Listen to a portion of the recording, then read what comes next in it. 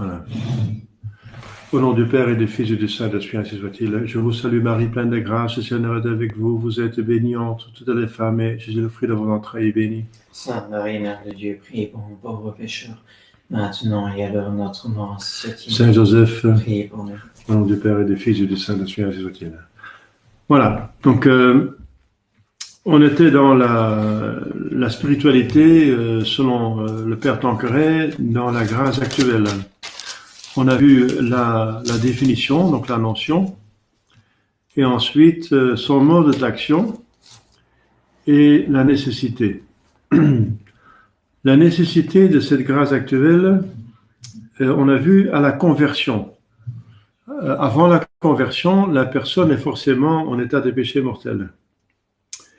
Et en état de péché mortel, on ne peut rien faire de soi-même. Donc, on a besoin d'une grâce prévenante, ça s'appelle, qui nous convertit. Donc, la conversion, c'est un acte, donc c'est une grâce actuelle.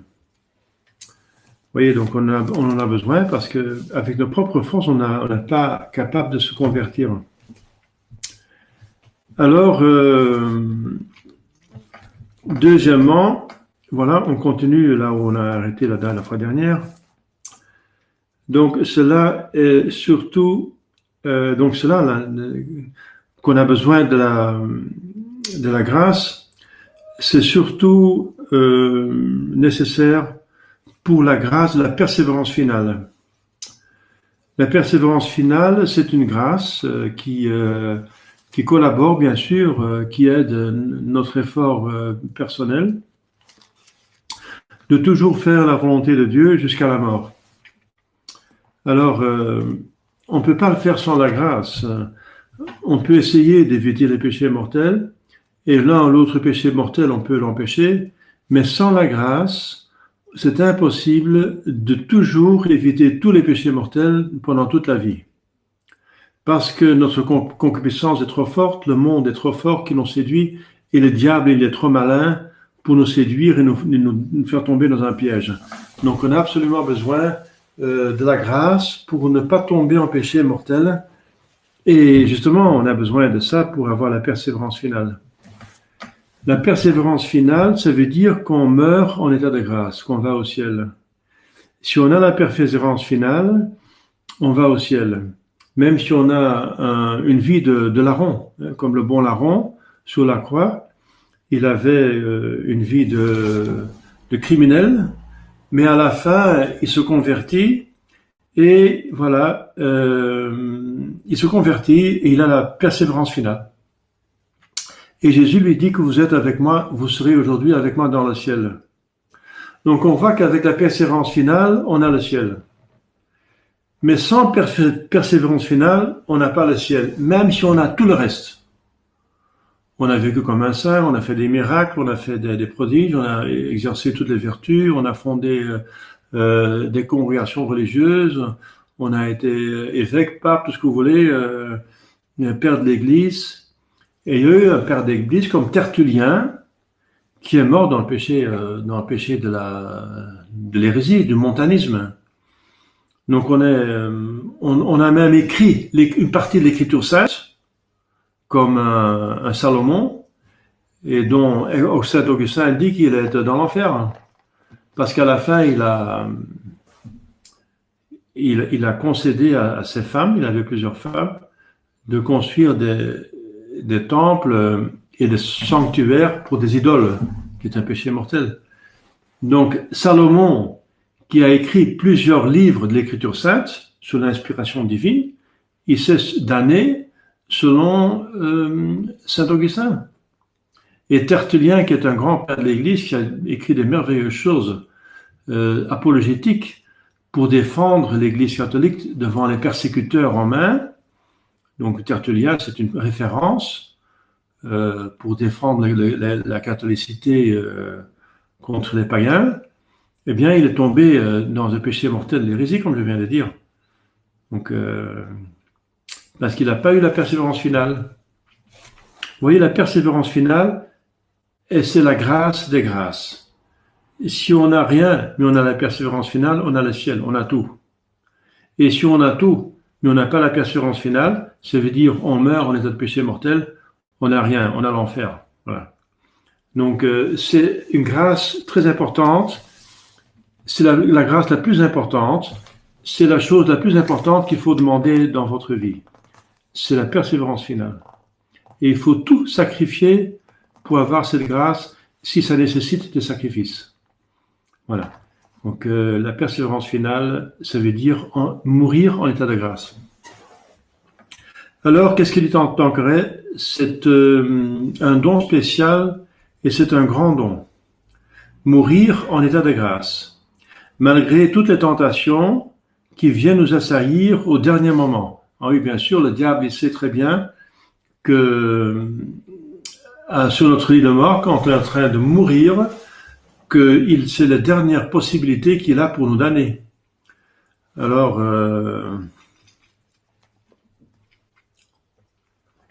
il va nous assaillir. Donc, c'est la dernière chance aussi pour Dieu, pour l'ange gardien, pour la Sainte Vierge, pour Jésus-Christ, pour nous sauver si on est en état de péché mortel. Donc, il va essayer de nous donner des grâces pour nous convertir. Mais le diable sait aussi que pour lui, c'est aussi la dernière chance qu'il a pour nous damner. Donc, ces deux esprits, Dieu et le diable, ils vont tout faire pour essayer de récupérer cette âme. Hein? L'un dans le ciel, Dieu, et le diable dans l'enfer. Donc, c'est un grand combat. L'âme en mourante, c'est un champ de combat. C'est un combat. Un champ de guerre. Donc, malgré toutes les tentations qui viennent nous assaillir au dernier moment, ne soit c'est des péchés mortels, par exemple contre la chasteté, avec des péchés avec des idées, des pensées de haine, de rancune, de ne pas vouloir pardonner à ceux qui nous ont offensés. Alors qu'est-ce que vous voulez? Dieu nous pardonne dans la mesure où on pardonne aux autres. C'est dans la prière de notre Père. Et dans cette même mesure, si on ne pardonne pas à d'autres, nous on ne sera pas pardonné par le bon Dieu. Ou échapper à ces luttes par une mort douce et subite, où l'on s'endort dans le Seigneur. C'est au langage des conciles, donc la persévérance finale, c'est la grâce des grâces, que l'on ne saurait trop demander, qu'on ne peut mériter strictement, parce qu'elle dépasse nos mérites. Ça mérite le ciel, donc le ciel dépasse nos mérites. Le ciel nous est donné par les mérites de Jésus-Christ, mais pas par nos propres mérites. Donc, qu'on ne peut mériter strictement, mais qu'on peut obtenir par la prière et par une fidèle coopération à la grâce obtenue par Jésus-Christ, la Sainte Vierge, c'est par les saints. Suppliciter emereri potest. On peut l'obtenir par supplication. Donc, si on essaie de vivre en état de grâce, on fait son possible, et on demande jour et nuit à prière la persévérance finale, et l'Église nous invite à faire ça, par exemple, dans l'Ave Maria, priez pour nous maintenant et à l'heure de notre mort. Alors on peut la mériter au sens impropre, on peut l'obtenir, la grâce de persévérance finale. Par la Sainte Vierge, l'intercession de la Sainte Vierge, et même par l'intercession de Saint Joseph.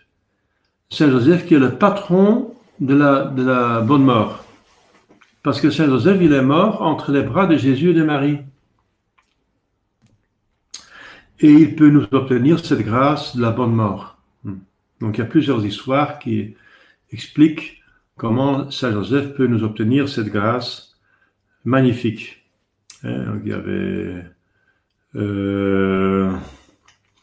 Saint Pierre, c'est une histoire, Saint Pierre qui garde les portes du paradis, qui est supposé qu'on présente comme celui qui porte les portes du paradis. Saint Pierre, il refuse par certaines personnes et il suit les consignes de notre Seigneur Jésus-Christ. Celui qui a en tête de la grâce, il entre. Celui qui n'a pas en tête de la grâce, n'entre pas. Mais il se rend compte qu'il y a dans le ciel des personnes qu'il n'a pas invitées. Alors comment ça se fait qu'ils sont là? Alors il va faire une recherche. Il trouve que par derrière, il y a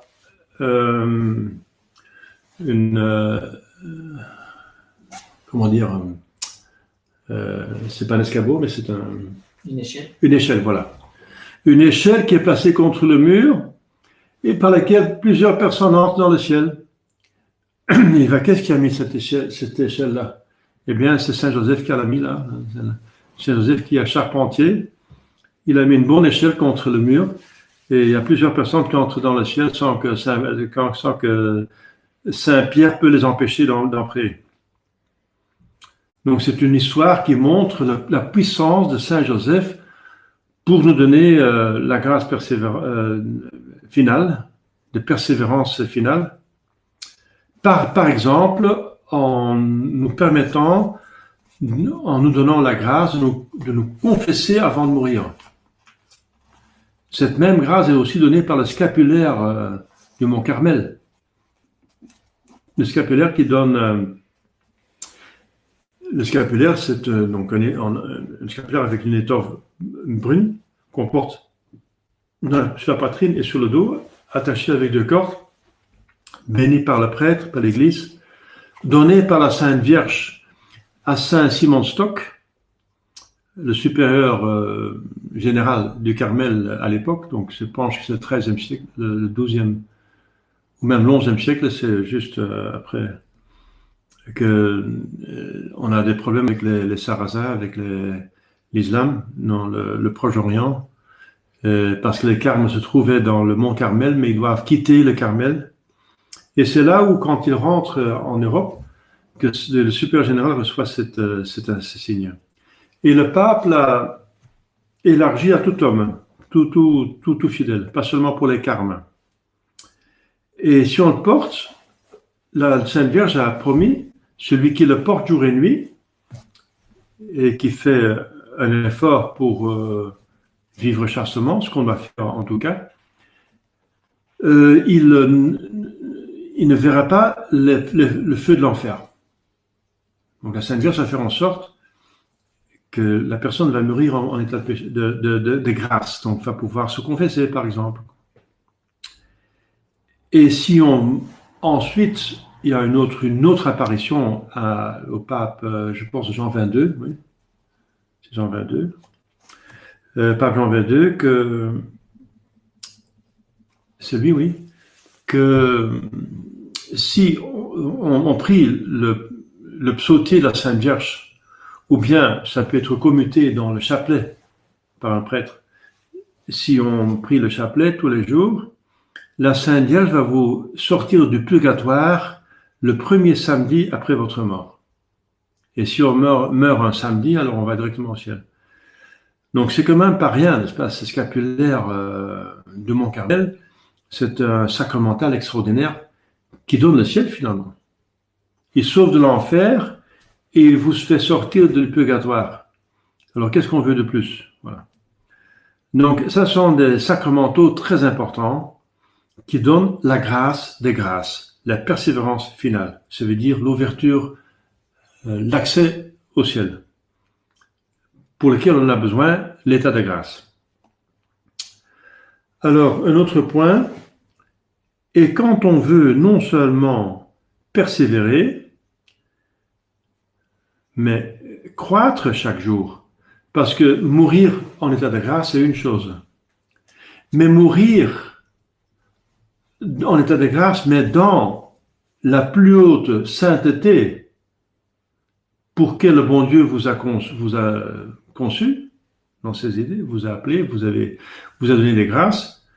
Si vous atteignez votre perfection, ça c'est encore mieux. Une chose c'est se convertir, c'est la première grâce dont on a besoin, convertir. Une autre grâce, c'est une persévérance finale, c'est la plus importante finalement. Mais encore une autre qui rend la chose meilleure, c'est qu'on parce qu'on peut mourir en état de grâce, mais encore faire un grand purgatoire. Parce que ceux qui sont dans le purgatoire vont certainement au ciel. Mais le purgatoire, ça fait mal. Hein? Et ça veut dire qu'on n'a pas quand même tout fait comme il faut. Parce que le bon Dieu, il est justice et bonté.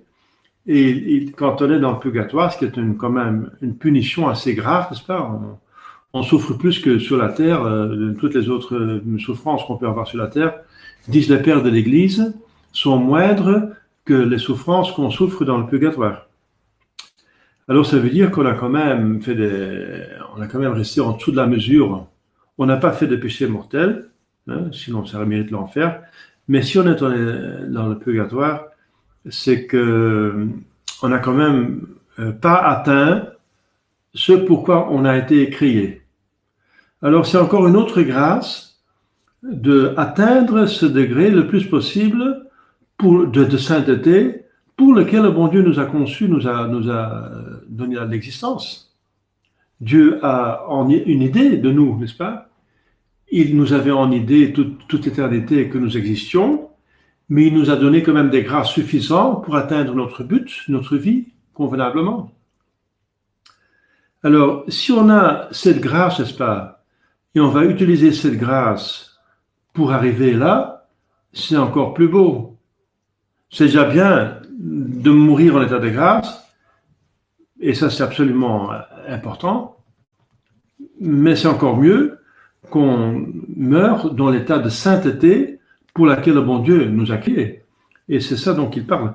Donc quand on veut non seulement persévérer, ce qui est important, ça il faut absolument, c'est la grâce des grâces, mais croître chaque jour en sainteté, et chaque jour on peut croître, parce que chaque jour on est capable, avec la grâce actuelle, de poser des actes méritoires, de faire des bonnes œuvres, de par exemple faire son devoir de chaque jour pour Jésus, avec Jésus, pour Marie,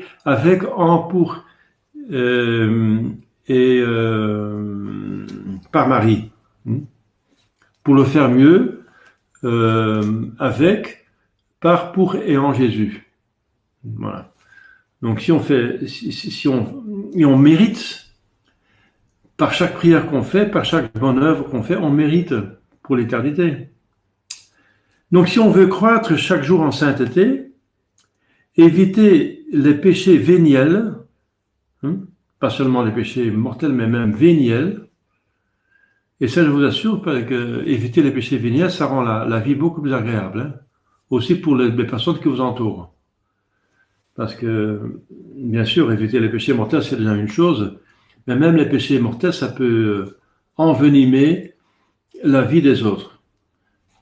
Que quelqu'un a un vice, il ne veut pas s'en convertir, et voilà, les autres doivent le supporter. Hein. Même si ce n'est pas un péché mortel, mais c'est quand même très très embêtant. N'est-ce pas? C'est magnifique pour Dieu, pour votre propre âme et pour tout le monde, que si on cherche vraiment la sainteté, la perfection, on fait un effort quand même pour éviter les fautes vénielles. Surtout ceux qui sont vraiment délibérés. Et diminuer le nombre des fautes de fragilité. Il y a des fautes de fragilité. Par exemple, le tempérament. On est nerveux de tempérament, donc on a du mal fou pour être patient. On s'impatiente vite. Ou on est coléreux, on se met assez vite en colère, ou bien c'est le contraire, on est paresseux, on n'arrive pas à se mettre en route, n'est-ce pas? Ou on a des soupçons, on est jaloux, il y a des mouvements d'orgueil qu'on ne résiste pas toujours, il y a des mouvements d'impureté, etc. Donc il y a plusieurs choses. Voilà. Donc, et pour diminuer le nombre de fautes de fragilité. Les fautes de fragilité, s'il y a quand même un petit peu de volontaire dedans, c'est quand même un péché véniel. Alors, mais si on fait quand même un effort, et ça c'est vraiment la plus belle chose qu'on peut faire sur cette vie.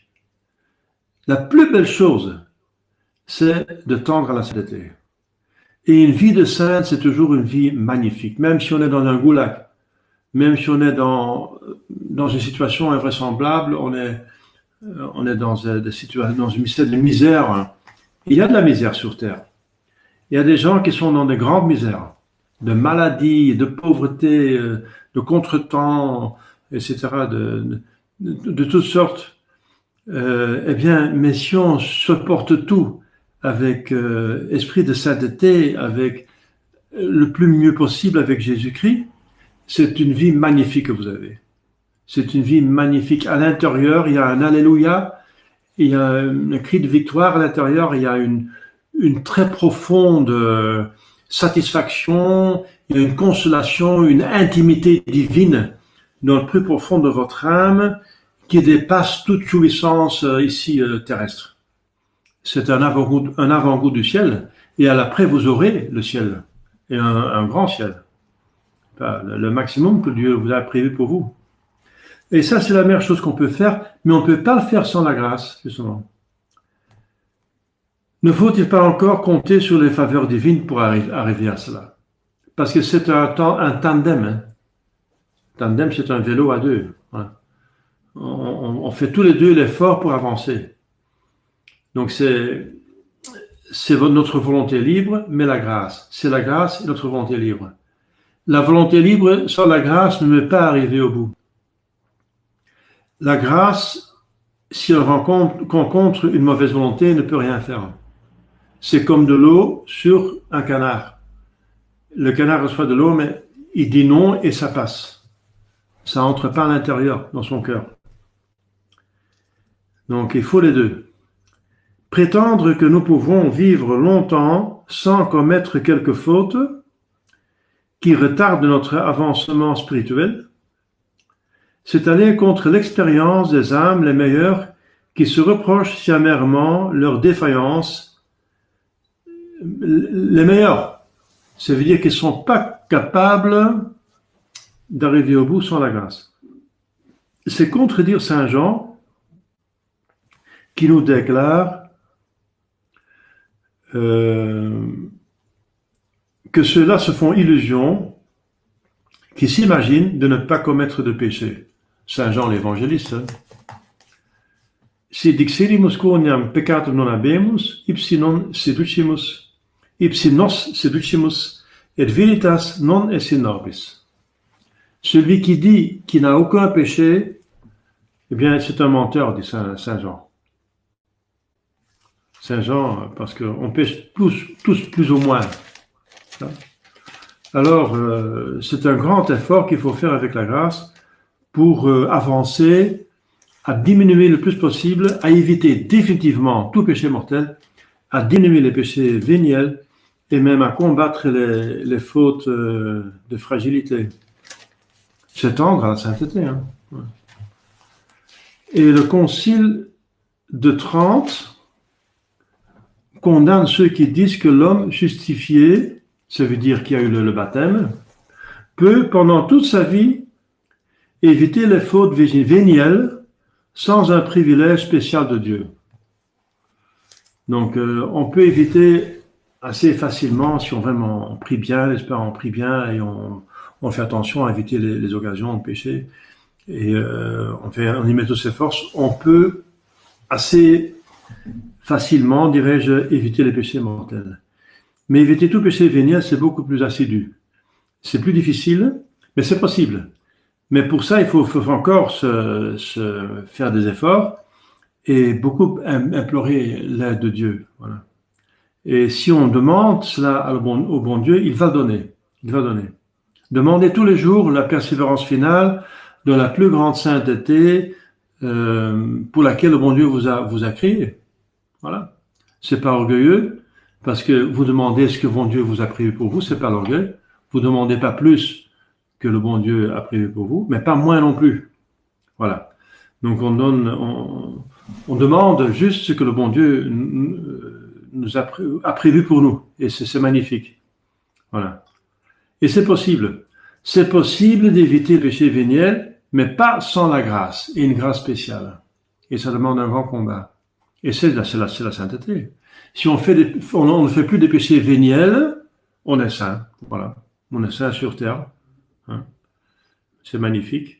C'est une vie, mais ça demande un effort constant, n'est-ce pas, une pénitence, une application, une union à Dieu, une vie de prière, chercher à tout temps à faire la volonté de Dieu avec sa grâce. Et avec Marie, c'est la plus facile. La voie mariale est la plus facile. La grâce actuelle nous est donc nécessaire. On a vu, pour se convertir, pour persévérer, et pour atteindre la sainteté maximale qui nous est donnée par le bon Dieu, prévue par le bon Dieu, pour ces trois choses. Et ce sont les plus belles choses. Se convertir, c'est une belle chose, c'est comme une naissance d'un enfant. La persévérance finale, c'est la grâce des grâces, ça nous donne le ciel. Et la plus grande sainteté, c'est aussi, ça c'est vraiment, oui, c'est le max. C'est le max. Si vous cherchez à être saint, votre vie, c'est une belle vie. Une belle vie, c'est une vie magnifique qui vaut la peine d'être écrite. Et voilà, allez lisez les vies des saints. Ce sont toujours de très belles histoires, dans toutes les circonstances possibles, dans toutes les circonstances vraisemblables et invraisemblables.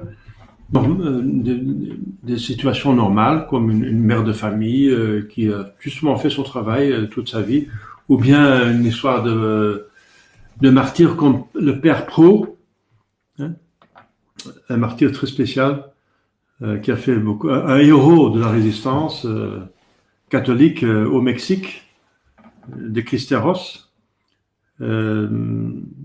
C'est toujours une histoire magnifique. La grâce actuelle nous est donc nécessaire, même après la justification, ça veut dire après le baptême. Et voilà pourquoi nos saints livres,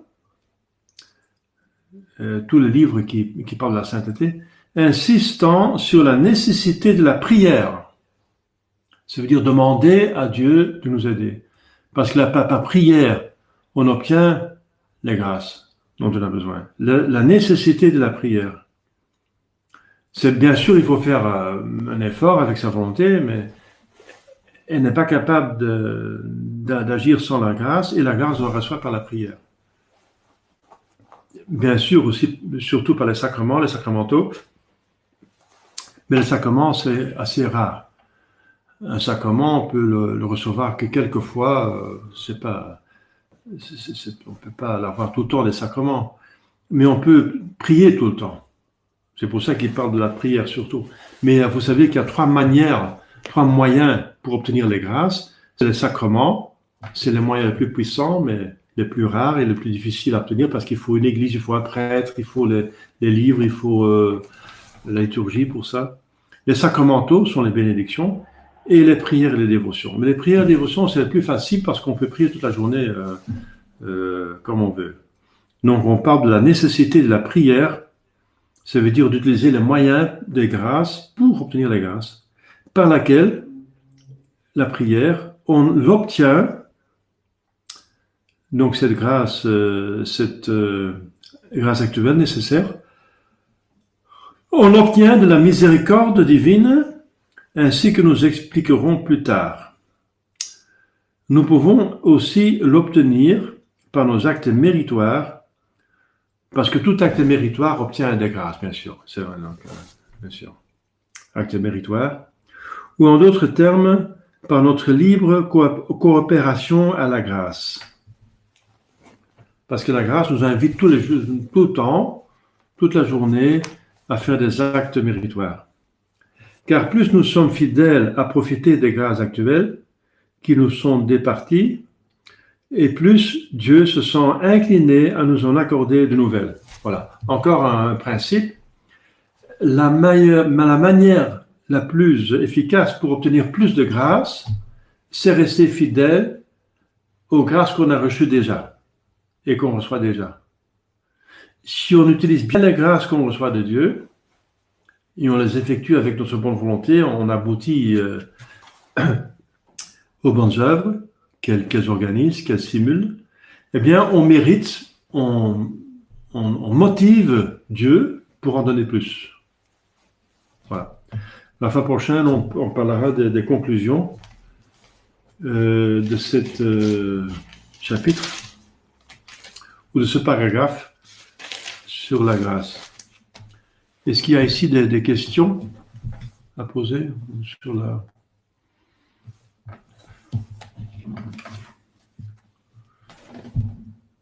Vous pouvez mettre dans le chat des questions si vous voulez. Ici, question, pas de questions? Non. Pardon. Voilà, j'attends que peut-être quelqu'un va écrire, non?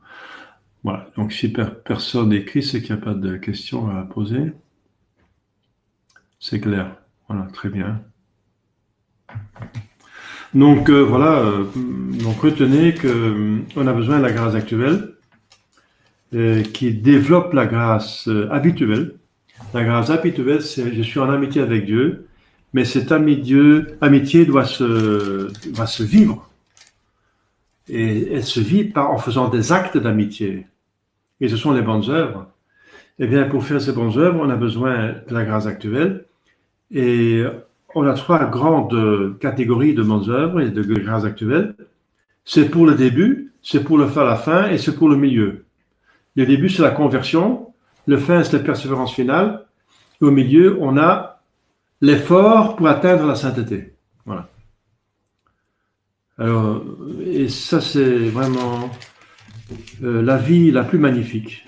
Si on fait ça, si tout le monde seulement se convertissait et chercherait à avoir la persévérance finale et chercher la plus grande sainteté, on aurait de nouveau une sorte de paradis terrestre, une sorte de chrétienté, une situation encore meilleure que le Moyen-Âge, disons. Parce que dans le Moyen-Âge, il y avait pas mal de couvents et de bons évêques et de papes, etc. Mais il y avait encore des pécheurs, hein, il y avait encore de grands pécheurs aussi, hein, il y aura toujours des grands pécheurs. Hein.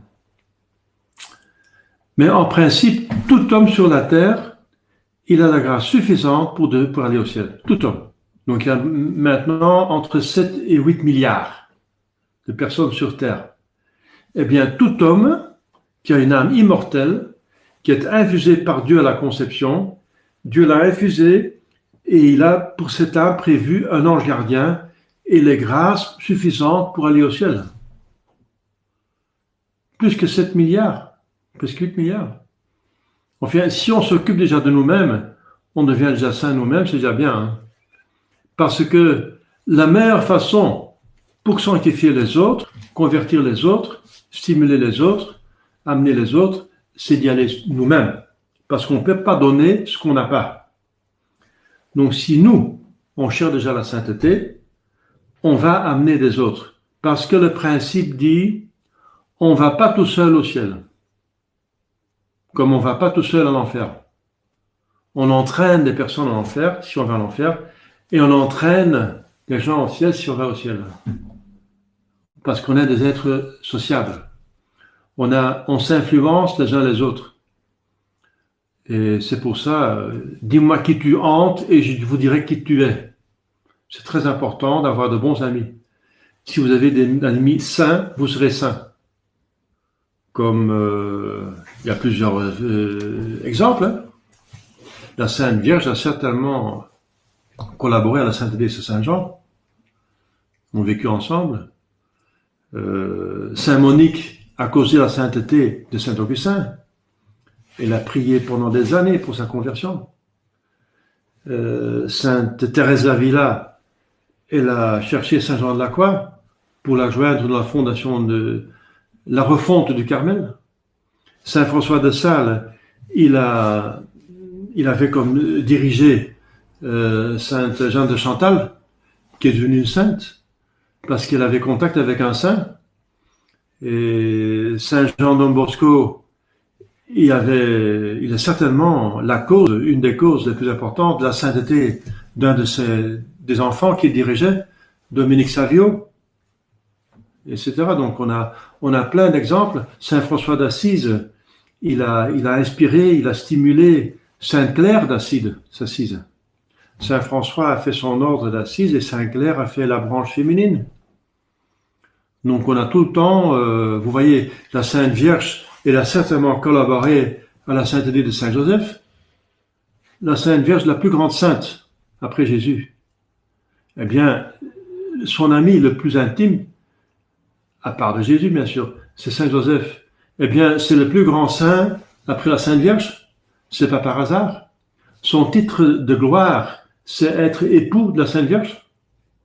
Ça nous montre que on est des êtres sociables et que pour devenir saint, c'est un moyen de se mettre avec des saints. Mais où sont les saints maintenant? On se demande où sont les saints.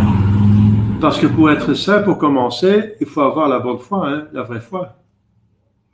Parce qu'un hérétique ne peut pas devenir saint. Donc c'est le fondamental. Donc voilà, donc c'est difficile, n'est-ce pas? Mais voilà. Enfin, on a, je répète, les grâces suffisantes. Tous les hommes ont des grâces suffisantes pour atteindre la sainteté pour laquelle le bon Dieu les a conçus, voilà, les a créés, corps et âme. Voilà, très bien.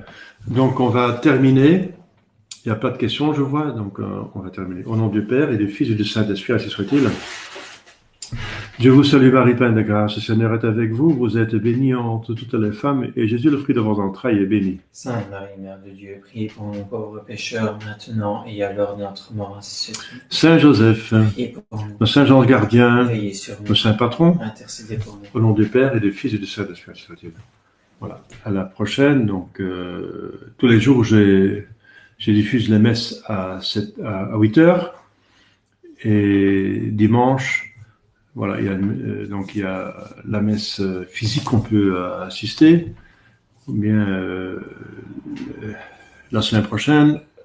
Mardi, ce serait de nouveau la philosophie, cette fois-ci. Donc, on est dans la philosophie psychologique. On fait la psychologie philosophique. Voilà. Priez pour moi et je vous prie pour vous. Merci beaucoup. Union de prière.